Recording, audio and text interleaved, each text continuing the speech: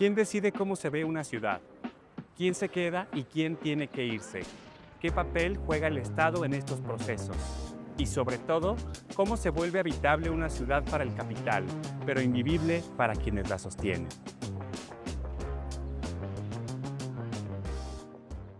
Bienvenidos a su programa de Ruptura. El día de hoy tenemos un tema que está en boca de todo el mundo, que tiene que ver con derecho a la ciudad, que tiene que ver con vivienda, que tiene que ver con gentrificación. Más allá de ese eslogan publicitario con el que hacen campaña todos los políticos, sino con una intención auténtica de preguntarnos dónde vamos a vivir y por qué vivimos en estos lugares y en estas zonas. Tenemos invitados muy especiales el día de hoy, estamos muy contentos. Se encuentra con nosotros Conrado Romo, autor del libro Ciudad Copyright, y bueno, una persona que ha tenido ya mucho tiempo, mucha experiencia de trabajo en el tema de vivienda.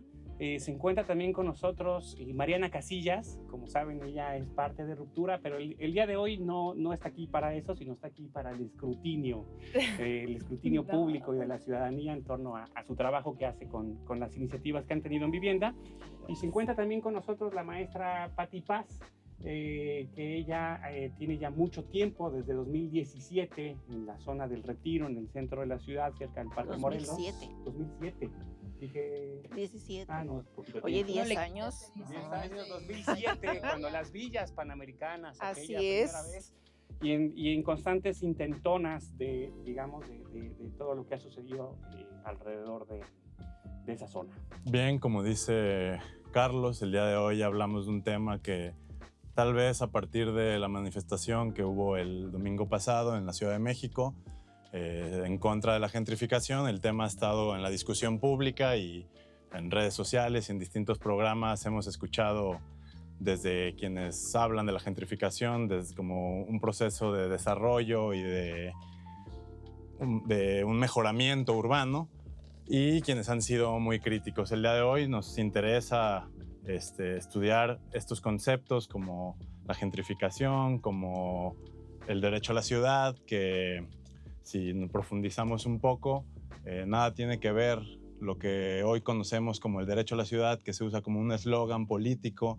que muchas veces lo encontramos perdido en algún punto de algún programa de gobierno y que independientemente de cualquier ideología, ya cualquier persona lo usa, pensando que es un concepto de un filósofo marxista, ¿no? Henri Lefebvre, francés, que en 1968, con su libro titulado así, El derecho a la ciudad, introduce ese concepto. No es el primero en hablar de estos temas, que pareciera que en los últimos años se ha vuelto como una moda hablar de ciudad, de vivienda, de espacio urbano, pero pensaría, por ejemplo, Engels en 1873 ya hablaba en su libro Contribución al problema de la vivienda, explicaba cómo a partir de la revolución industrial en Manchester ya existían, sin usar estos conceptos tan rimbombantes, ya explicaba cómo estos procesos en las ciudades que expulsaban a la gente que había vivido en los centros, ¿no? Centros que ahora se volvían como centros de desarrollo económico,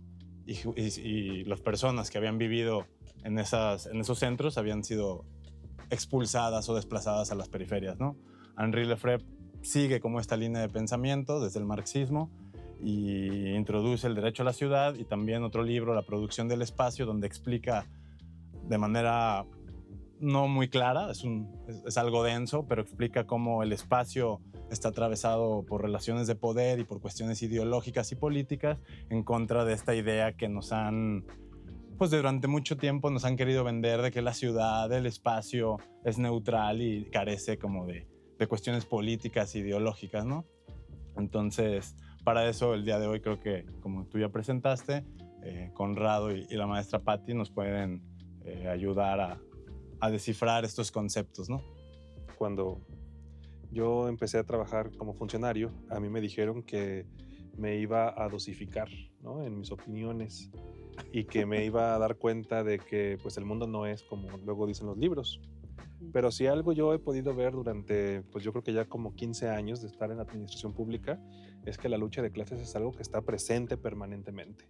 ¿Y cómo lo sé? Porque hay personas que, digamos, que tienen intereses diversos, pero que tienen un factor en común, que es que tienen capital, que tienen intereses económicos, que tienen empresas, que se conocen desde el colegio, ¿no? Es decir, esta gente, pues en realidad son un pequeño círculo que toman decisiones por el resto de las personas. Y a veces tienen conflictos, a veces tienen intereses en común, pero lo que es un hecho es que cuando hay situaciones que ponen en tela de juicio sus intereses, sus prácticas, sus formas de entender la ciudad y el mundo, ellos se aglutinan y trabajan como un colectivo en conjunto. Y esto es por favorecer sus propios intereses. No sé si haya una situación en donde ellos asuman que sus intereses van en detrimento de los intereses de las mayorías, pero es un hecho que eso en muchas veces ocurre. Y ocurre porque en ocasiones muchos de los procesos productivos tienen consecuencias colaterales, ¿no? Que son perjudiciales para las comunidades. Cuando las personas se organizan, como la maestra Patti, que se organizó en defensa de su barrio, ¿no? Se dicen, oigan, es que yo no estoy a favor de la forma en la que se está proyectando para mi territorio esta o tal actividad productiva. Lo que ocurre es que estas fuerzas se congregan y buscan digamos, erradicar, ¿no? Por completo esa resistencia, ¿no? Esa resistencia al señalarles que son personas que no creen en el desarrollo, que no creen en el futuro, que no creen en el progreso, que están en contra de la innovación, ¿no? Entonces, para mí la lucha de clase, es decir, tal vez ya no parece tan obvia porque también lo que ha ocurrido, sí no le atinó del todo Marx, ¿no? Pero ahí hay un fortalecimiento de la clase media. Es decir, nos ha dado productos y nos ha dado elementos que nos hace invisibilizar la condición tan, digamos, ¿cómo llamarle? Polarizada que hay, entre que hay un pequeño sector y estamos el resto. Pero como tenemos algunos pequeños productos y algunas pequeñas mercancías y como tenemos acceso a ciertas cosas, pues ahí de repente como que se nos olvida que cuando las cosas importantes pasan, por ejemplo, cuando hay pandemias, cuando tenemos problemas de salud, cuando queremos decidir qué es lo que queremos para la ciudad, ahí claramente es que los productitos a los que podemos tener acceso son irrelevantes. Es decir, no tenemos peso político como lo tiene esta clase dominante. Entonces, yo creo que es eso, es decir, creo que al final en la práctica es eso. Hay un grupo y con eso cierro, un ejemplo muy claro. Si el presidente de la Coparmex, de la CEMIC o de cualquier cámara empresarial le habla a cualquier alcalde del área metropolitana, los alcaldes con mucha seguridad le van a responder. Si le manda un WhatsApp, le va a contestar. Si cualquier vecino de cualquier barrio de esta ciudad le escribe por alguna razón que tenga el celular de cualquier alcalde, no va a tener la misma respuesta. Esto es porque estamos divididos y hay una clase que tiene la capacidad de imponer sus lógicas y hay otra clase que no. Se dice muchas veces que la ciudad es de todos, ¿no? Que todos los que vivimos aquí contamos, pero ¿a quién le pertenece la ciudad? ¿Quién termina tomando las decisiones de ese supuesto espacio neutro en el que todos tenemos las mismas decisiones? Maestra. Pues mira, la ciudad es nuestra. Lo que pasa es que no sabemos defenderla. Porque los que tenemos voz y voto somos los ciudadanos. Pero como pensamos que el gobierno lo decide todo y que a nadie le toca, no somos capaces de defender lo que es nuestro. Nosotros tenemos un parque Morelos que está en decadencia. Antes teníamos 3,000 árboles, ahora escasamente llegan a 1,000. Creo que son como 800. Bosques Urbanos dice que el parque es de él, a tal grado que si los vecinos queremos juntarnos en el parque, sentarnos a platicar y somos más de 10, representamos un peligro. Y entonces Bosques Urbanos nos lleva a la policía para que nos quitemos. Por lo tanto, si te quitas, pues bueno, ya perdiste. Nosotros no nos quitamos, nos sentamos y seguimos platicando. Pero por supuesto que no les parece. Pedíamos que los árboles del parque que están enfermos se les curara, pero no. Los árboles del parque que están enfermos se dejan morir para poderlos cortar. Cada día tenemos menos. Y el gobierno se comporta como un ratero. En la noche es cuando cortan los árboles sanos, enfermos y como sea, y se los llevan hasta con todo y raíces, nada más vemos el agujero. Hace tiempo mis vecinos corrían y me avisaban que estaban tumbando un árbol y salíamos como locos a tratar de defender el árbol. El árbol ya se había caído, ahorita se acaba de caer en la pasada tormenta, un arbolito que le cortaron las raíces y que, por supuesto, al irle cortando las raíces, pues que te corten los pies y te vas a caer, ¿verdad? También el árbol. Varios de nuestros árboles del parque les cortaron las raíces para poner cemento, para arreglar las callecitas que querían ellos arreglar y pues los árboles se han ido perdiendo. El agua se tira, es escandalosa la cantidad de agua que se tira. Empezamos a tomar fotos y videos y solucionaron el problema. Como siempre, nuestro gobierno lo ha solucionado. El agua la canaliza, el agua limpia la canaliza al drenaje. En lugar de guardar esa agua para regar nuestro parque que se estaba secando en unos meses atrás, no, la tiran, no la utilizan. Y yo digo, ¿cómo es posible que nosotros estemos bañándonos con agua sucia? ¿O diremos puerca? Me voy a ir muy mal, ¿verdad? Pero bueno, que está tan contaminada que nos está enfermando. Porque dirías tú, pues ¿qué tiene? Que te bañes con el agua con tierrita. También cuando vas al río tiene tierrita y tiene cositas. Pero el problema es toda la contaminación que tiene el agua y que nos está enfermando del riñón, de la piel. Se te cae el pelo. A mí nunca se me había caído el pelo. Ahora ya tengo que tomar medicamento para que no se me caiga el pelo. O sea que así estamos. Tienes que estar tomando algo para que estés fortalecido. Ahorita que estaban hablando, me acordé de una canción de Juan Gabriel que decía, hasta que te conocí. Entonces, hasta que conocimos a nuestro gobierno, yo vivía muy bien. Y yo era muy feliz. Y ahora ya veo la vida con dolor. Pero bueno, así está nuestro gobierno. Vuelvo con mi colonia. ¿Por qué estaremos en contra de la gentrificación? ¿Será porque los ricos nos están quitando lo que es nuestro? Porque lógico, empezaron a ofrecerles a los que vivían en mi barrio, no eran pues los dueños. Era gente que tenía 50 años rentando, 40, 30. Me encontré una señora que tenía 70 años de estar rentando en ese lugar, pero no eran dueños del lugar. Entonces, les ofrecen a los dueños unas cantidades estratosféricas, pues lógico que lo venden. ¿Por qué? Porque no tienen arraigo, porque ahí no viven, porque no es su barrio, porque nos hemos olvidado de formar comunidades.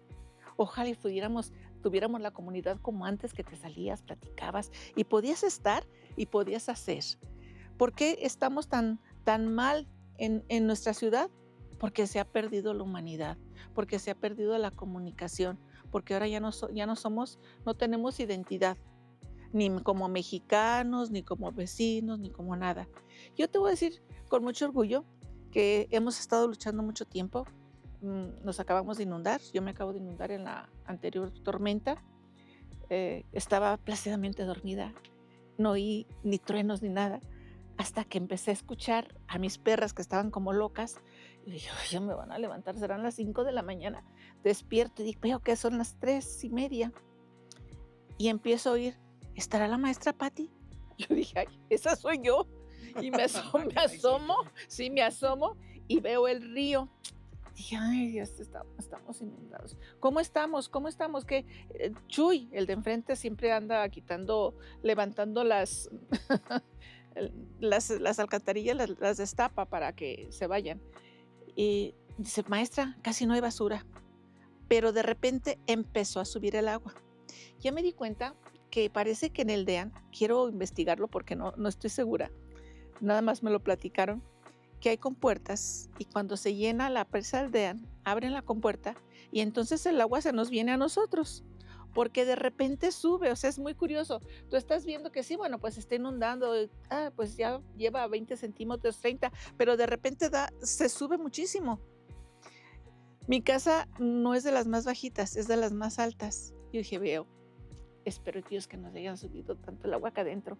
Yo tengo la planta alta, duermo en la planta alta, y me asomo y ya veo como un río en la planta de abajo. Y oigo a mi gato que está arriba de la mesa. Le digo, no te bajes, no te pasa nada. Nomás no te bajes. Si empiezas a flotar, yo voy por ti. Pero no, ya todo completamente inundada. Y lo más maravilloso que les quiero platicar son mis vecinos. Los amo. Inmediatamente empezaron a poner en el chat que tenemos, ¿quién necesita ayuda? Yo, se dejaron ir, me sacaron todos los muebles de la sala, otra me estuvo, entre tres de mis vecinos me fueron a ayudar a limpiar la casa, a sanear un poquito, y aún así, con tantas cosas y con tantas atenciones, pues logramos limpiar la casa y vemos que otro vecino lo necesita. En mi barrio, la gente somos de la tercera edad. Yo soy de las más jóvenes, imagínate. Entonces, pues bueno, todo mundo tenemos todavía un poquito de esa unión en la que nos estamos ayudando. Es lo único que le agradezco a que nos hayan hecho las villas panamericanas. Porque es cierto, logramos que no se hicieran, pero lo que más logramos es empezar a reconocernos como vecinos y formarse una comunidad. Esa es nuestra ganancia. Así que bueno, después de todo lo que dijo Conrado, de todas las diferencias sociales, sí las hay, sí es cierto, pero yo creo que cuando hay una causa en común que te una, que fue el pelear que no hicieran las villas panamericanas en la colonia, nos hizo como reconocernos. Pero sí, después de todas esas cosas en las que cada quien, por irte a la escuela, por trabajar, desconoces a tus vecinos, no hay esa interrelación. Pero cuando hubo el problema de que nos iban a sacar de las casas, entonces nos empezamos a unir. Y desde entonces, pues, no te voy a decir que ha crecido mucho, porque también el hecho de que ganamos, ¡ay, ganamos! ¡Qué padre! Ya se acabó nuestro problema, ya cada quien a su casa, ya no nos volvemos a juntar. Pues no, nosotros seguimos juntándonos porque les dije, no, mis niños, ahorita empieza el verdadero problema. Porque como compraron tantos terrenos y como el ayuntamiento se hizo dueño de los terrenos, empezó a hacer lo que le pegaba la gana con los terrenos. Estuvimos deteniéndolos bastante con Ciudad Creativa Digital, que gracias a Dios no quiso tampoco Ciudad Creativa Digital estar ahí, porque no era la cantidad suficiente de terrenos, porque no se prestaban las situaciones que ellos necesitaban. La prostitución no se ha acabado, la delincuencia ha ido en aumento. Son como tres momentos ahí, ¿no? Es las villas panamericanas, Ciudad Creativa Digital y Distrito Creativo. Pues ¿Cómo ahora, se llama ahora que han querido? pues quisieron dejar como Ciudad Creativa Digital porque no quisieron aceptar que fue un fracaso, como fue las villas panamericanas. Pero ahora que le dicen, sí creo que le dicen así, Distrito Creativo, Distrito ¿no? Porque Creativo. están haciendo unas torres por Parque Morelos y por ahí torres que además pues con mucha facilidad adquieren sus licencias y adquieren sus permisos, ¿no? Sí. Como si nada, digamos. Y creo que justamente el derecho a la ciudad tiene mucho más que ver con lo que está comentando la maestra Patti, con moldear la ciudad, o sea, como entender la ciudad como un campo en disputa y moldearla mucho más a nuestras necesidades, a las necesidades de las mayorías, y no pues dejar que solo se vaya a las ideas del gran capital, ¿no? En este mismo sentido, pienso, por ejemplo, cómo por la ciudad y los proyectos políticos tienen una postura sobre esto, ¿no? Entonces, por ejemplo, el neoliberalismo, y ayer Conrado lo decía muy bien, más allá de ser un sistema económico, es un sistema político, ideológico, que apela a una serie de ideas, a una serie de valores, y que estos también se ven reflejados en la ciudad. O sea, todo proyecto político también tiene un proyecto de ciudad. Y pensemos, por ejemplo, que actualmente nos gobierna una derecha empresarial emanada del sector más conservador, que es la Coparmex. Tenemos literalmente a gerentes como Pablo Lemus, como Juan José Frangé, que vienen de ser presidentes de esas cámaras. Y si la política institucional es representación, yo preguntaría, ¿no? ¿A quién representan estas personas? ¿Los intereses de los empresarios y del gran capital o a los vecinos de San Andrés, de Analco, de Mexicalcingo? Entonces, justamente creo que la ciudad tiene una carga política muy importante y entonces preguntar ¿qué significa pensar la ciudad como algo político y no como algo que está dado así por naturaleza? Bueno, lo único que sí te diré es que Guadalajara no es la ciudad que yo quiero. Y justamente, ¿no? Como esas narrativas, esos eslogans de la ciudad que quiero y que lo que decía al principio, ¿no? El derecho a la ciudad, cómo pasó de ser un concepto sumamente potente y radical en contra de de que el capital moldee la ciudad a sus intereses a ser un mero eslogan, ¿no? Entonces, tal vez Mariana nos podría platicar un poco justamente cómo podemos entender políticamente la ciudad, ¿no? Y cómo los proyectos políticos se ven reflejados en el espacio urbano y en las ciudades. Todo el diseño urbano y todo lo que representa en cómo está construida la ciudad viene desde una lógica, primero que nada, del Estado, ¿no? Y que sí, nos podemos ir a este sistema económico neoliberal, ¿no? Que busca la neoliberalización de lo urbano, pero creo que estamos hablando de un sistema de Estado que te dice cómo tienen que estar construidas las ciudades, ¿no? Dónde tienen que estar las iglesias, dónde tienen que estar los palacios de gobierno, dónde tienen que estar incluso los hospitales, las escuelas, ¿no? Y todo está creado de una forma perfecta y minuciosa para que el control se genere en los mismos espacios que transitamos, ¿no? El centro histórico creo que es un ejemplo perfecto de cómo funciona la conformación espacial del Estado, ¿no? Tenemos a la catedral en centro y del lado derecho tenemos al Estado, ¿no? Al Palacio de Gobierno, y en la parte de atrás al Congreso, pues que antes no estaba ya el Congreso, estaba dentro del Palacio de Gobierno, pero entonces tenemos justamente una cruz, porque Guadalajara mocha, sobre cómo se tiene que construir la ciudad. Y el Hospital Civil, claro que sí, al lado del Panteón, ¿no? Es perfecto, ¿no? Cómo espacialmente se constituye y cómo nos va moldeando a nosotros los ciudadanos, ¿no? Hace ratito estaba platicando justamente con Carlos sobre que han pasado muchos años con políticas de vivienda en el estado de Jalisco que no han permeado en absolutamente nada, ¿no? Y yo creo, y podemos profundizar más adelante sobre eso, pero yo creo que justamente es por eso, ¿no? Porque además de que todos los poderes están coludidos y todas las instituciones están mezcladas unas con otras de una forma perversa y bueno, a mí me parece desagradable, nunca se ha nombrado de forma directa qué es lo que necesitan las personas. Y al contrario, se han tratado de que las élites políticas o las élites empresariales o las élites económicas sigan siendo esas élites, ¿no? Y seguir acumulando poder dentro del espacio público, ¿no? Y eso se reproduce en la ciudad y cómo están construidas, ¿no? Quienes están en la periferia se quedan en la periferia con sus ciclos de inseguridad, quienes tenemos el privilegio de vivir a lo mejor un poquito más cercado de la zona de centro, pues sufrimos las desigualdades como las inundaciones, la falta de transporte público y la falta pues de privilegio, ¿no? De una clase política que no quiere soltarlos y no quiere distribuir y no quiere democratizar lo que tendría que ser de todo su público. Procesos como la gentrificación, la financiarización de la vivienda y el blanqueamiento de la ciudad han sido una constante en las últimas décadas en Guadalajara, ¿no? Que además ideológicamente y narrativamente se ha vendido todas estas ideas desde una idea de progreso, de desarrollo, de crecimiento económico, ¿no? Y pienso como decía ahorita, pues responden a una lógica. Hay un académico en la UAM, Pablo Gaitán, que utiliza el concepto de blanqueamiento por despojo, que en realidad son dos conceptos. El concepto de blanquitud del filósofo ecuatoriano Bolívar Echeverría, que explica cómo más allá de la blanquitud en el color de piel, la blanquitud responde a una cuestión cultural, ideológica, estética, de valores, de ideas. Y el concepto de acumulación por desposición del geógrafo británico David Harvey, que explica cómo en la actualidad el capitalismo ha logrado, a partir de la apropiación de bienes comunes como la naturaleza, la vivienda o la ciudad, un espacio de acumulación y reproducción de capitales. Pensar que justamente lo que explica Gaitán es que bajo estas ideas se blanquea la ciudad, ¿no? Bajo una idea estética de cómo se debe de ver, de mejoramiento urbano que se vende esta idea, pensar cómo esto se ha visto impactado en Guadalajara, ¿no? ¿Qué ejemplos muy concretos tenemos en los barrios donde se ha justamente blanqueado o utilizado como estas ideas de progreso, de desarrollo, en barrios que históricamente fueron populares, que históricamente fueron habitacionales y que poco a poco se han ido blanqueando?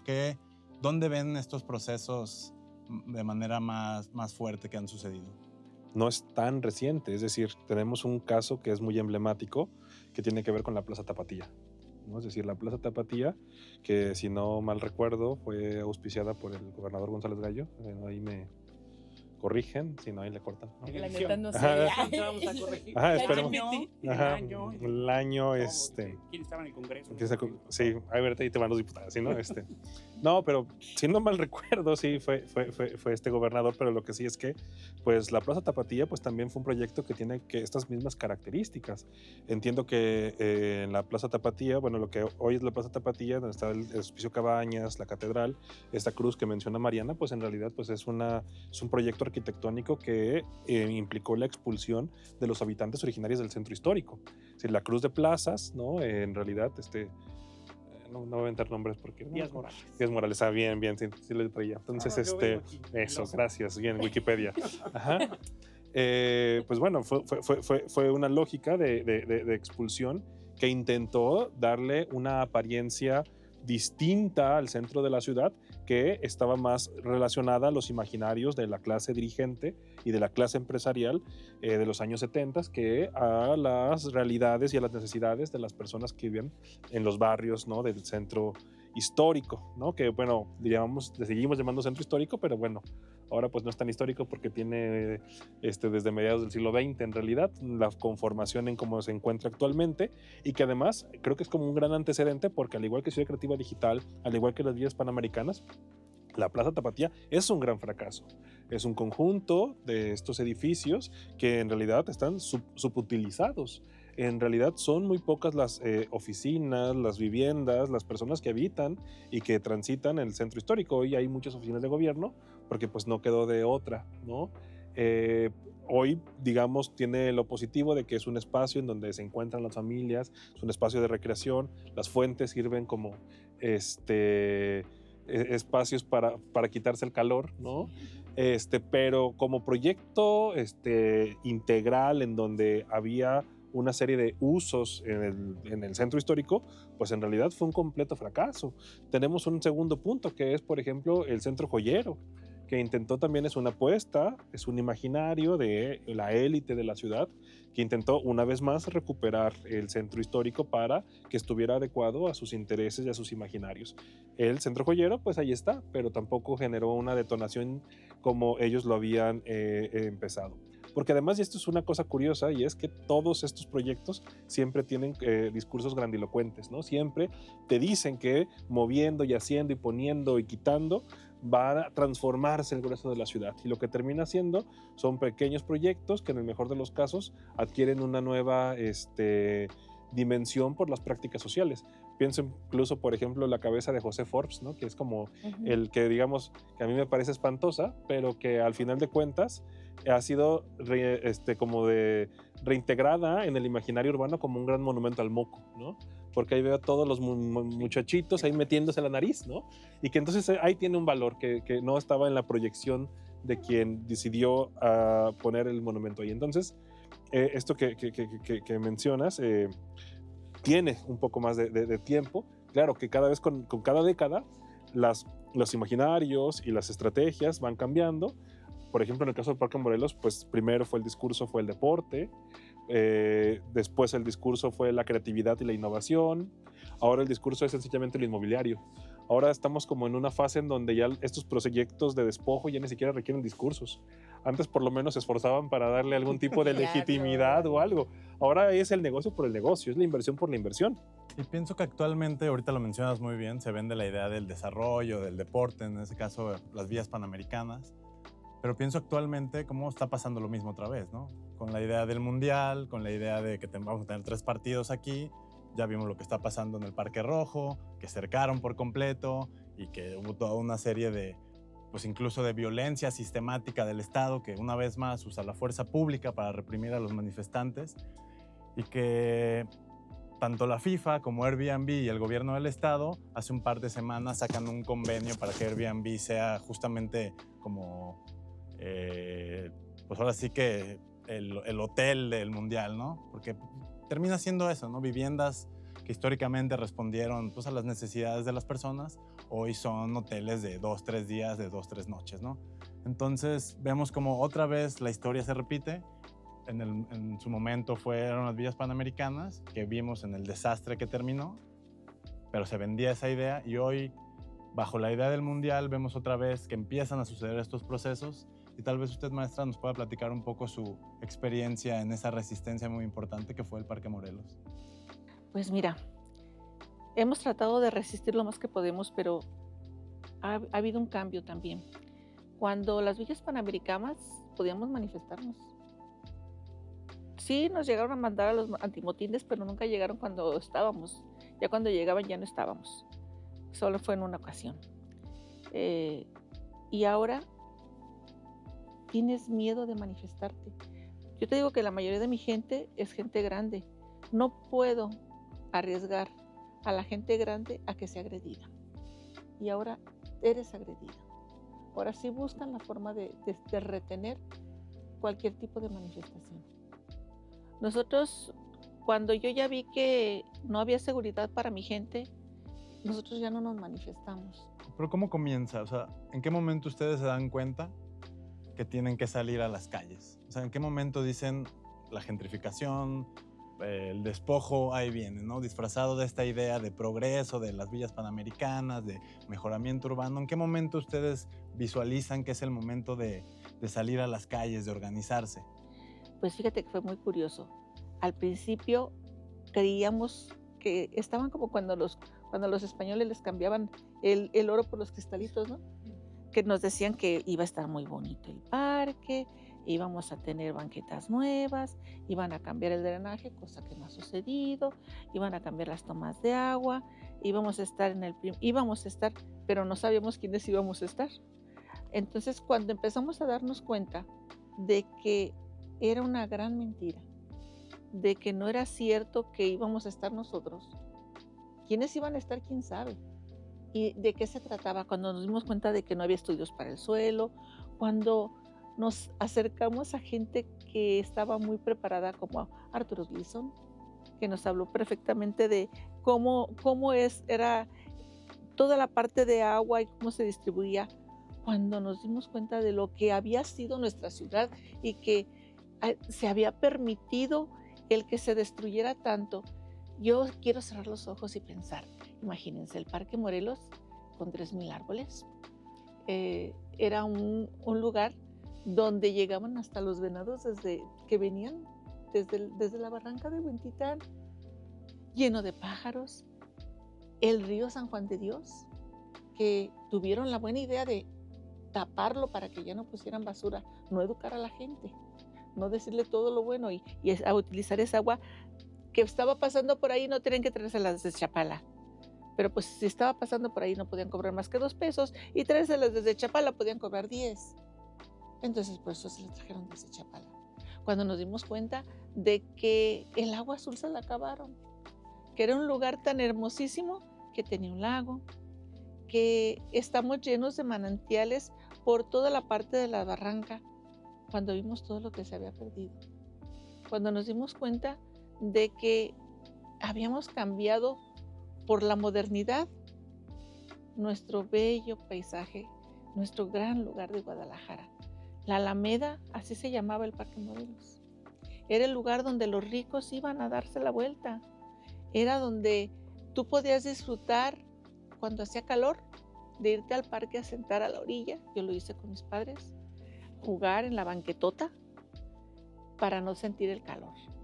Cuando empezamos a darnos cuenta de todo lo que se estaba perdiendo y que vimos que no era cierto todo lo que nos decían, que si gracias a todos los expertos que nos ayudaron, que fueron Arturo Gleason, que fue, Valladares, que fue gente que cooperó con nosotros, tenemos como 2 especialistas. Y cuando Peter se nos fue a decir, porque llegó a ir a las juntas, que iba a ser la gran maravilla, íbamos a estar muy bien y todas esas cosas. Y le dijimos, perfecto, ¿por qué no juntamos a sus expertos con nuestros expertos? Y entonces que entre expertos hablen y nos convenzan de que lo que usted nos está proponiendo es lo mejor.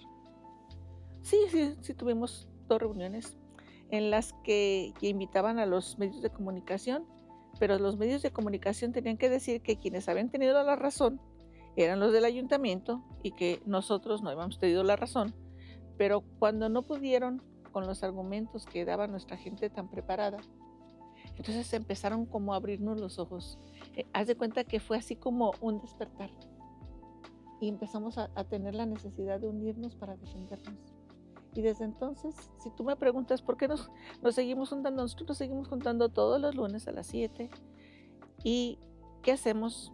Pues tratar de defendernos, tratar de buscar la forma de, si se va cumpliendo todo lo de la gentrificación, ahora la basura ya no pasa los domingos, ahora estamos muy descuidados por parte de la policía, a veces van, a veces no van, te dicen, ¿no? que sí hacen, que van a hacer, que esto, que el otro, pero a la hora de la hora no lo hacen.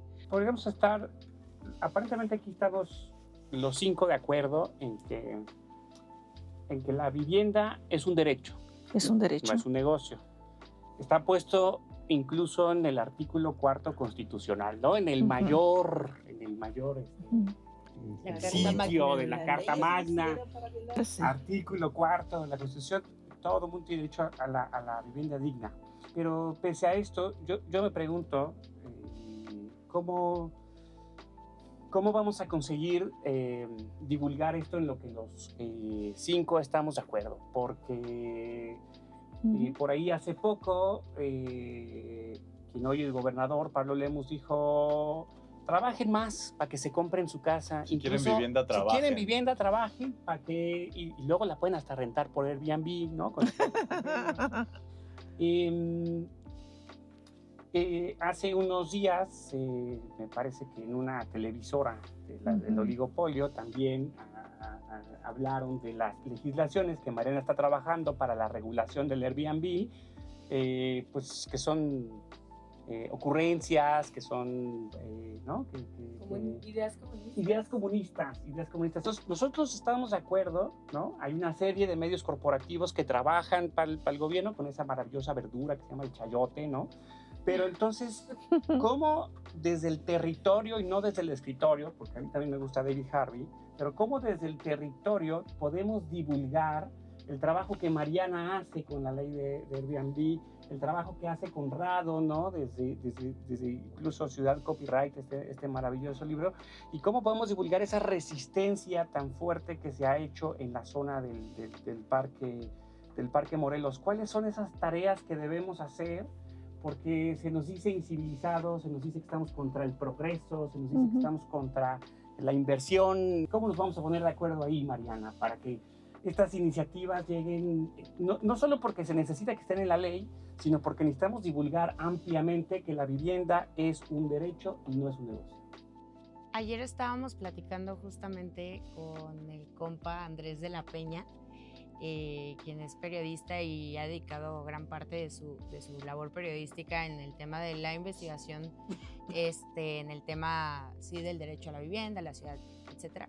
Un saludo a Andrés de la Peña, y nos decía que justamente había que comenzar a divulgar que son derechos fundamentales, ¿no? Para todas las personas, que así como en algún punto se peleó porque la educación verdaderamente fuera un derecho y una garantía para todos, o como que el voto también para las mujeres fuera, que el voto fuera universal, pues para todos y todas.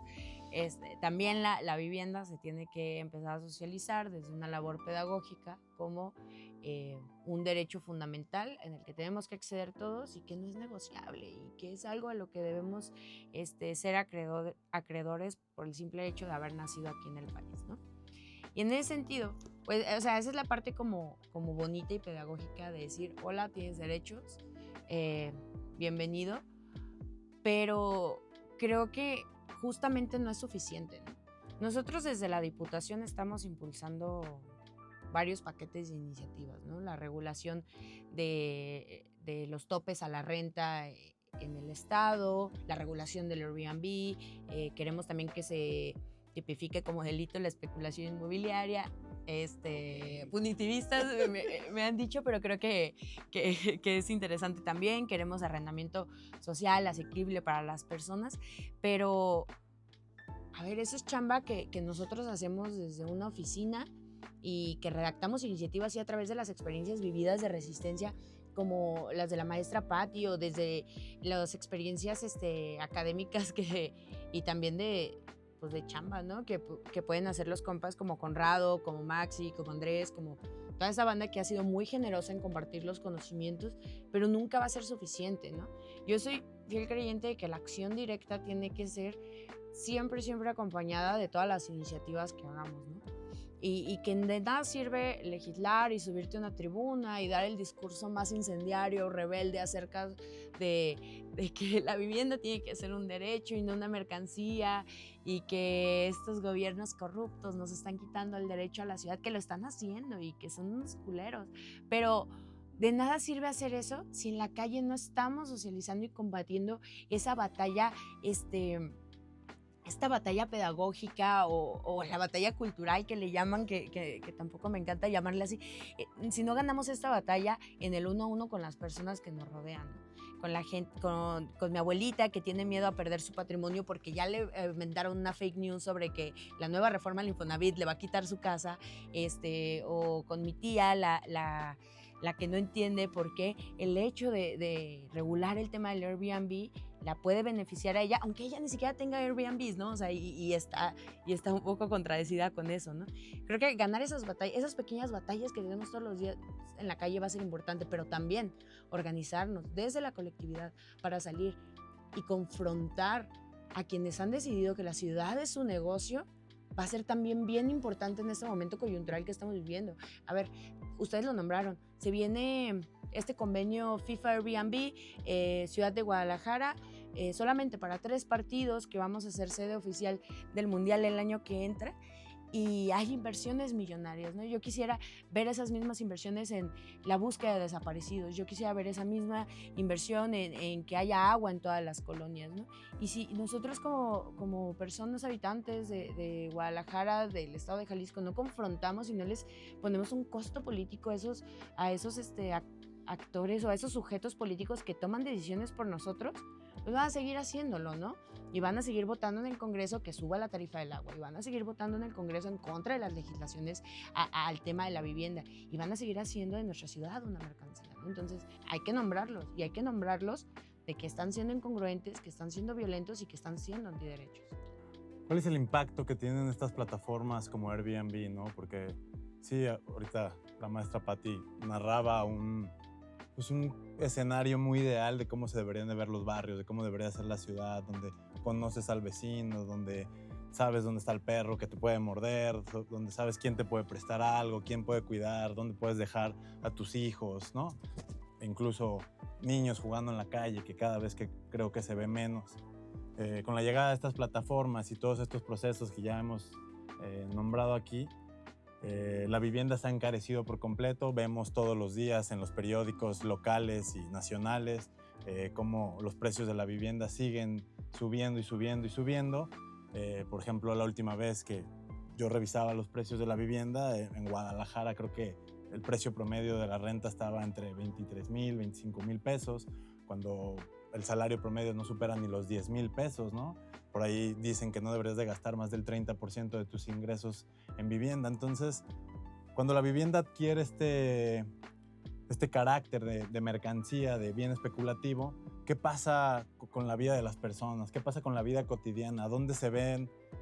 Sabemos que muchas de estas personas se ven desplazadas hacia las periferias, pero ¿qué impacto hay en los barrios que antes tenían esas lógicas que usted muy bien narraba y explicaba, pero que con la llegada de estas plataformas, con la llegada de estos procesos, también hay una reconfiguración espacial de las personas que habían habitado ahí históricamente? Entonces, ¿cuál es el impacto que hay en los barrios una vez que llegan todos estos? O sea, ¿cómo rompen con el tejido social y cuál es el impacto que hay también en estas personas, ¿no? ¿Qué pasa? Porque al final de cuentas, pues en estas viviendas, pues vivían personas, ¿no? ¿Qué está pasando con esto y qué pasa pues con la vida de estas personas, ¿no? No solo con los barrios materialmente hablando, ¿no? Sino qué pasa con la vida de estas personas. Están siendo destruidos. Ya no hay. Muchas casas están vacías. Así como en Tlajomulco hicieron tantos edificios y que están solos, acá no pueden pagar las rentas, no pueden ¿cómo te diré? Competir conteniendo tu casita a que ya vaya a haber un lugar. Por ejemplo, ahorita están unos edificios que los construyeron. ¿Y cómo los construyeron? ¿A base de qué?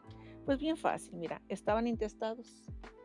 Entonces, eso que está intestado, pues se lo regala casi el gobierno y construyen por Herrera y Cairo y Manuel Acuña. Están, no sé cuántos, son muchísimos departamentos y los están vendiendo en 2.800.000 pesos, 2.900.000 pesos. Mi gente del barrio, ¿no? De sí, 30 sí, metros de cuadrados. huevos. Sí, se me hace que mis perras tienen más espacio. Entonces, tú dices, ¿quién puede comprar un departamento así? La gente de mi barrio no. Por eso nosotros somos expulsados hacia la periferia. ¿Usted se acuerda de algunos de sus vecinos antes de que vendieran? ¿Qué les pasó? ¿A dónde se fueron? Muchos, sí me acuerdo de algunos, pero ya pierdes el contacto porque la gente se va completamente fuera. La mayoría se fue a Tlajomulco, que era donde podía medio comprar. Por eso ahora está como está Tlajomulco, ¿verdad? Y tú dices, pero pues, ¿qué pasa, no? Mira, ahorita nos inundamos, empezando a investigar. Luego dicen que porque la gente sucia que tira la basura. Pero resulta que a mí me consta que mi vecino, el que se dedica a destapar las alcantarillas, Al contrario, no la vi.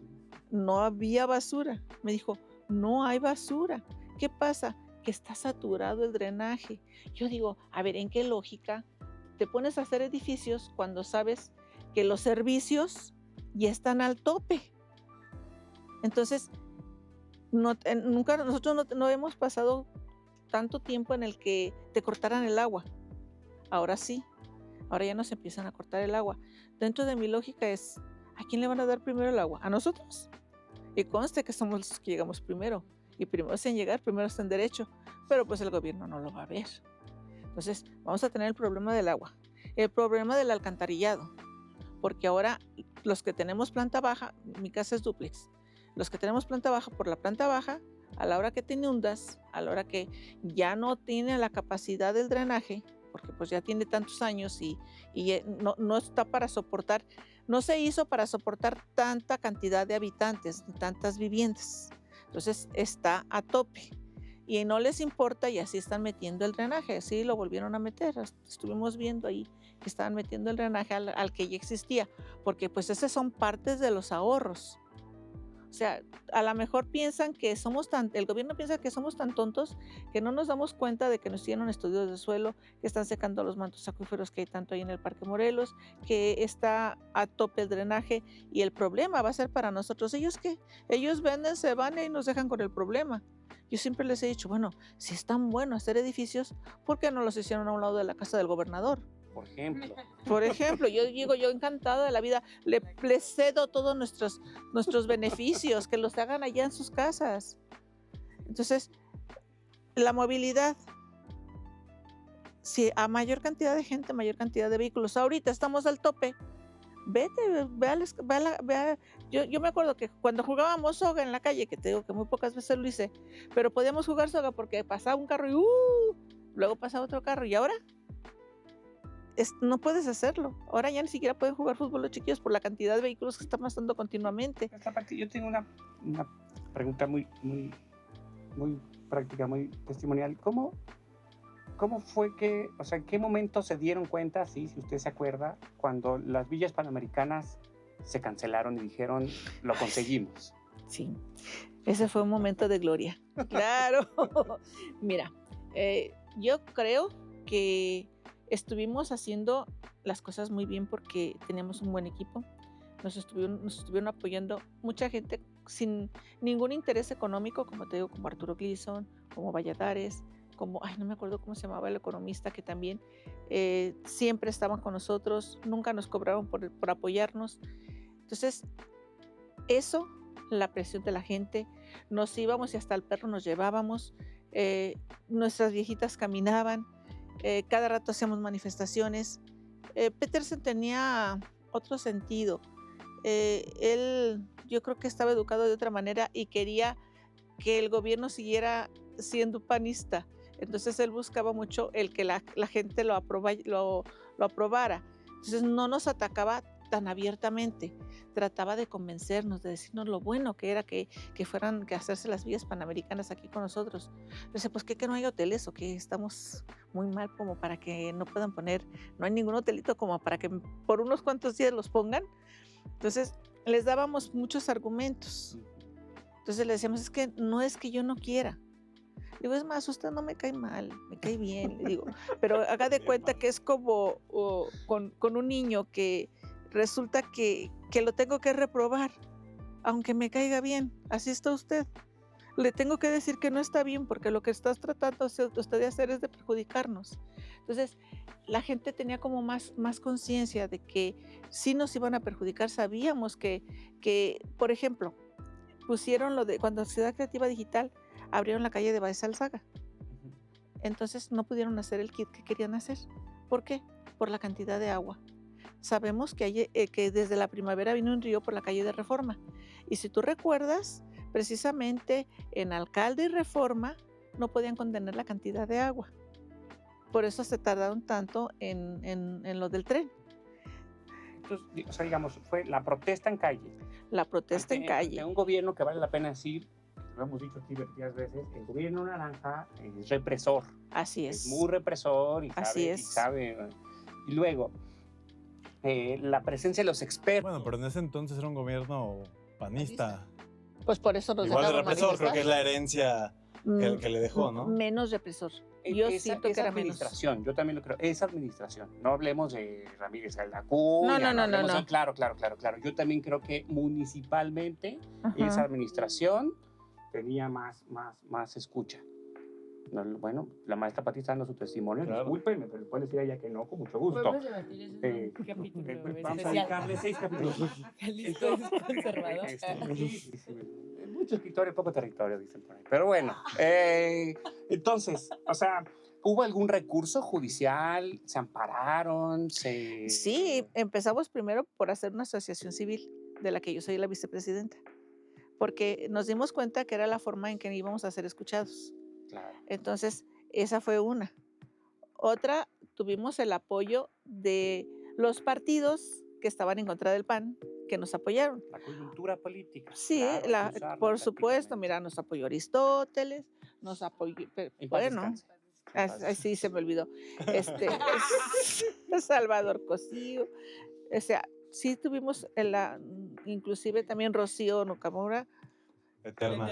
Eterna diputada, hoy senadora. bueno, Saludos a Sí. Rocío Nakamura. Pregunto Bueno, esto por lo siguiente. pero ellos nos apoyaron, la verdad sí nos apoyaban. No, claro. En su momento Claudia Delgadillo, que también estaba de regidora, o sea, Pues sí había gente que nos apoyara externa. Yo pregunto porque las villas panamericanas son el testimonio de un caso, aunque después vinieron otros enviones, pero de un caso, digamos, de éxito, ¿no?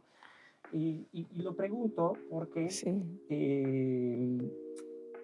yo veo cantidad de leyes, hablando mundialmente, no quiero hablar solo de México, ¿no? Hablando de Barcelona, hablando de la Ciudad de México, hablando de Guadalajara, pero luego veo que estos aparatos del capital, los inmuebles, los medios de comunicación corporativos, actúan sincronizadamente, ¿no?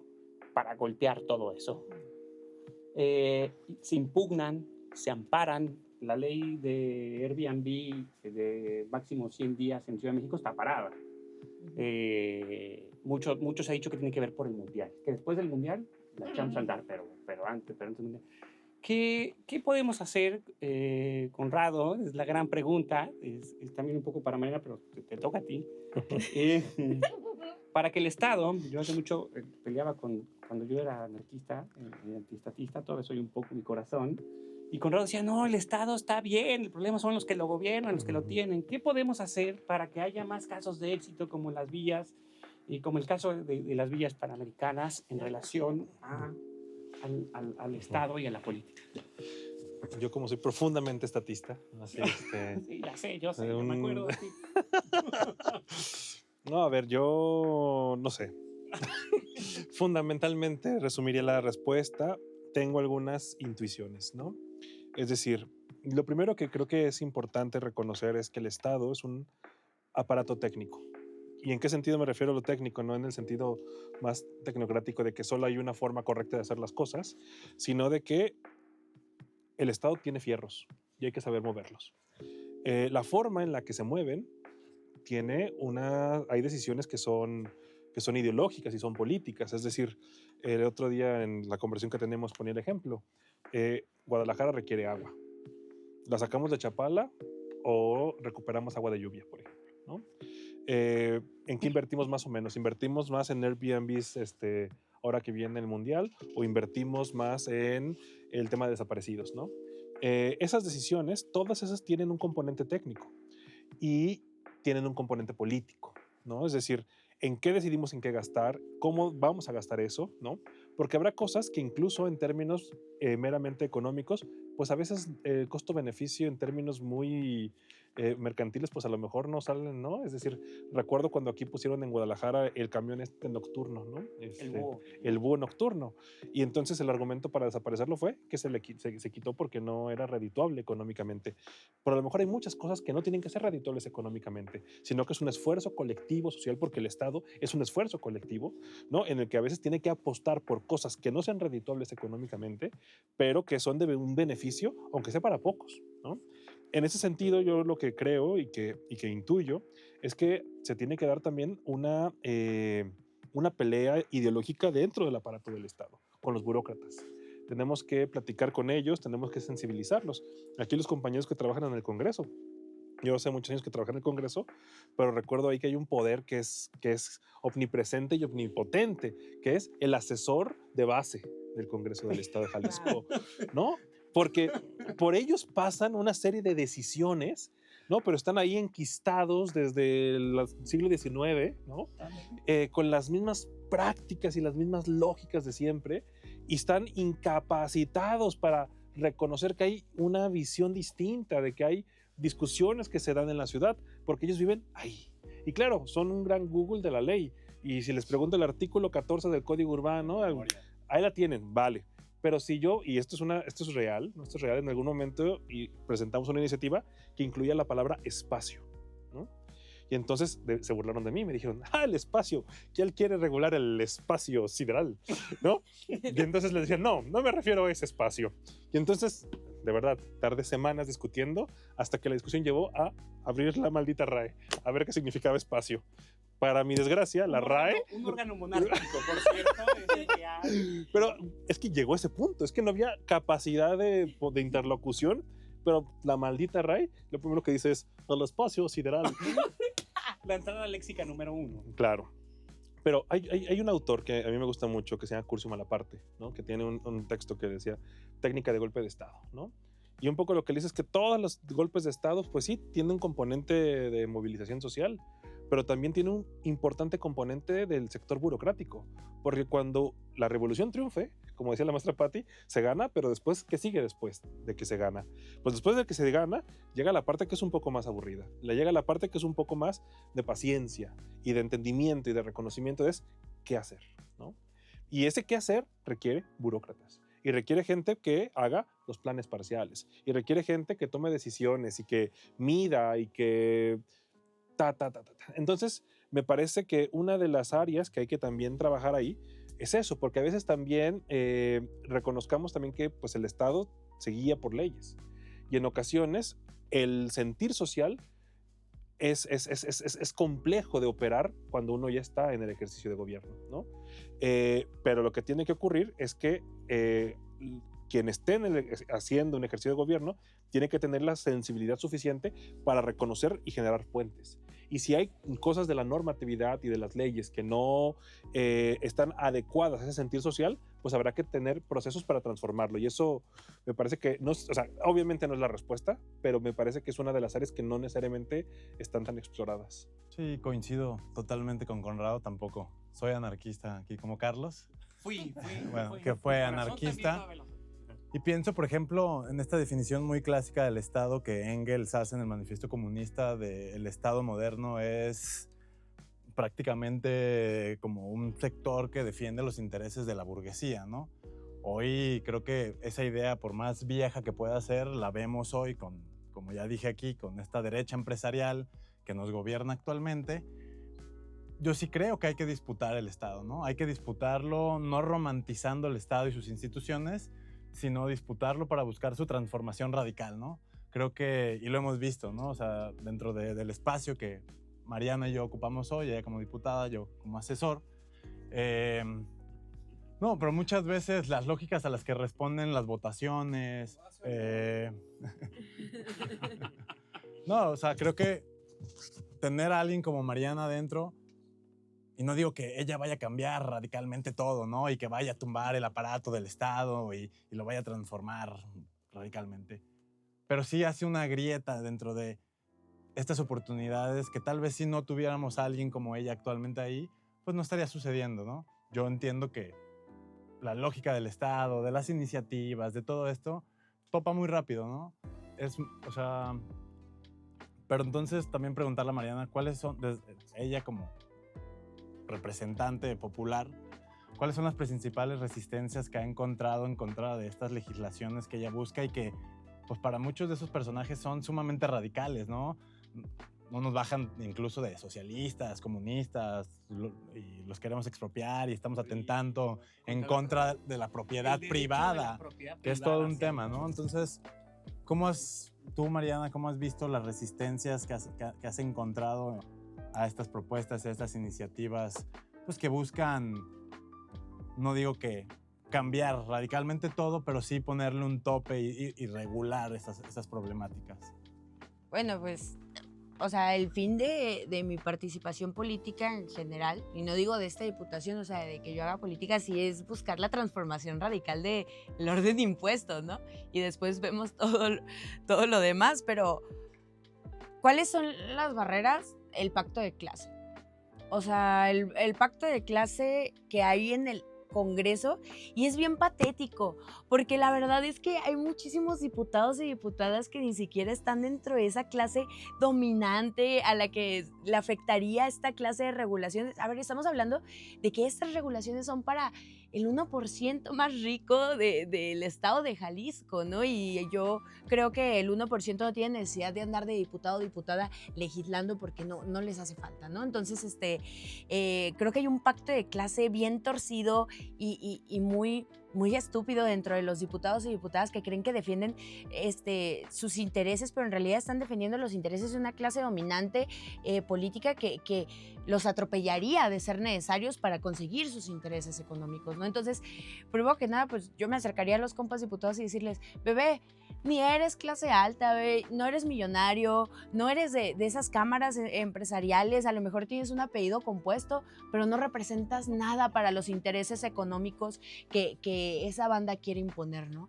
Entonces, estás a una enfermedad de ser clase trabajadora como nosotros, ¿no? Entonces, túmbate el rollo, carnal, y yo exhortar a quienes escuchen, ¿no? Adopta a tu diputado y dile, compa, rompe el pacto de clase, ¿no? O sea, identifícate como lo que eres, es parte de la clase trabajadora. Y en ese sentido, y después de eso, pues sí, o sea, legisla a favor de todos los derechos para todas las personas, legisla a favor de las legislaciones que reducen las jornadas laborales, legisla a favor de que haya vivienda para todos y para todas. Y, por favor, deja de hacerle el caldo gordo al oficialismo. O sea, no estamos para eso. Dicen que a las izquierdas le da miedo regular y le da miedo tomar decisiones de Estado. ¿Qué sanciones podría haber para aquellos que no cumplan un hipotético tope de renta? ¿Qué sanciones podría haber para aquellos que aumenten, aquellos que monopolicen la vivienda a través de razones sociales ligadas a Airbnb? ¿Necesitamos sancionar o solo exhortar a romper el pacto de clase? No, pues sí necesitamos sancionar, ¿no? O sea, pero necesitamos sancionar a los grandes tenedores, a las grandes empresas transnacionales que están en el país, pero no están y en realidad se administran desde no sé qué país, ¿no? Y necesitamos sancionar a los grandes tenedores y a los grandes acaparadores, pues que no somos ninguno de nosotros, porque aquí creo que nadie de nosotros es dueño de una vivienda. Y a ver, yo muy en contra del punitivismo y de cobrar y de meter a la cárcel a la gente por cualquier situación, pero sí a favor de que entonces se les penalice, se les cobre multas grandes que combatan toda la turistificación, gentrificación y todos los efectos y daños colaterales que tienen estos proyectos de progreso y de desarrollo que quieren para el Estado. No sé si sea el fin último, la verdad es que podríamos seguirlo debatiendo si quieren, pero nosotros lo que proponemos es en la tipificación del delito de especulación inmobiliaria es que sí se penalicen con UMAS, hasta 500 UMAS, dependiendo la gravedad del asunto, a quienes estén utilizando información privilegiada o planes estratégicos gubernamentales, que sabemos que eso lo hacen muchos quienes están de ese lado, para comprar barato y luego vender caro, ¿no? Que es como funciona el tema de la especulación. En este sentido, y volviendo al tema de la ideología, lo platicábamos con Conrado ayer, la ideología tiene dos perspectivas normalmente que se abordan.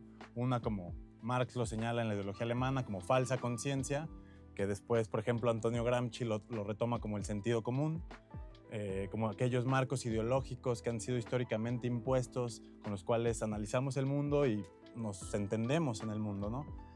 Pero ante esto Gramsci también propone el buen sentido, ¿no? Que también Marx, incluso después de esta primera concepción de la ideología alemana, en el 18 Brumario explica como uno de los factores y de los componentes de clase más importantes a la cultura y a la ideología, cómo proponer de manera pedagógica, y esto también lo pregunta a manera ya de cierre, cómo proponer un sentido común radicalmente distinto sobre el espacio urbano y la ciudad, cómo proponer una idea que no responda a las ideas de las clases dominantes y que responda más a las necesidades de las personas que habitan estas ciudades.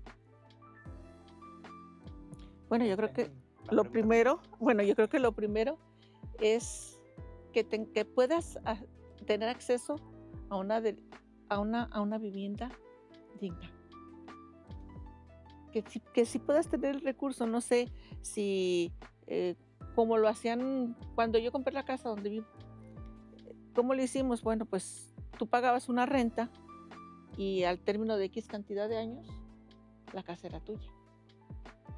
Ahora eso ya no lo he visto tanto así. Y ahora es muy alto lo que te cobran para que tú puedas pagarlo de esa manera. Creo que esa sería una primera instancia. Otra, pues no acabar. Por ejemplo, mira, yo veo algo muy simple. Los mercados. Tú dices, los mercados. Ahora ya todo el mundo tiende a comprar en Soriana, en Aurrera, y esas tienditas y esas verdulerías que había en los barrios ya no son posibles porque la gente no puede sostener ni los descuentos ni las cosas que te pueden proporcionar, aunque yo creo que es también por la forma en que se está dando el comercio de todo lo que se vende. Mira, cuando yo trabajaba en Salatitán, trabajé unos 3 años en Salatitán, yo pasaba por los sembradíos que estaban cerca del Parque Solidaridad, que no era el Parque Solidaridad, y tú comprabas tus ramotes de flores, tus montón de cebollas, tu montón de cosas a precios muy bajos. Y ahorita tienes que comprar a precios muy altos. Entonces, si tú haces un barrio que sea como que el mismo barrio empiece a proveer lo que es necesario para vivir, que se cambie el sentido de la vida como se está teniendo en este momento, creo que esa parte sustentable que tú puedas, por ejemplo, yo tengo un jardín, a lo mejor podría sembrar, aunque sea lo que yo me consumo, con macetas, con algo, que cambiemos la idea de la gente, que se le quite también el consumismo. Creo que parte de la educación sería muy importante para que la gente cambiáramos y que volviéramos, yo insisto, a que se crearan comunidades, no que que volvieran a existir esos barrios. Ahorita, si te fijas, la idea de nuestra presidenta municipal es quitar los barrios, quitar los presidentes de colonos, porque ya quieren tener otra forma de dominio. Creo que empezar a hacer a la gente consciente de qué es lo que quieres y hacia dónde vamos. ¿Cómo modificamos esas ideas dominantes, Conrado? Con las posadas. Es que, a ver, porque hace un par de meses yo no corro, ¿no? Yo no le hago ese tipo de cosas, pero yo escuchaba, ¿no? Y veía que ahora muchos amigos son runners, ¿no? Y veo que hacen estas grandes carreras, ¿no? ¿Cómo les dan? Maratones, ¿no? Los maratones y todo esto. Y bueno, yo nada más nunca había ido a uno. Y tuve que ir por razones de trabajo. Aún entonces me desperté a las 4 de la mañana y ya ir a un maratón. No, claro que no. Estaba ahí cargando cables y cosas por el estilo. Pero me impresionó la cantidad de personas que estaban ahí, ¿no? Y luego me impresiona la cantidad de personas que van a los clubs de nutrición de Herbalife. Y luego me impresiona la cantidad de gente que se junta, por ejemplo, en las iglesias evangélicas. Y me da la impresión. Y entonces de repente voy a una plaza comercial y también hay un eventito y entonces está ahí todo el mundo. ¿Qué hay detrás de todo eso? Detrás de todo eso es que estamos deseosos de la comunidad.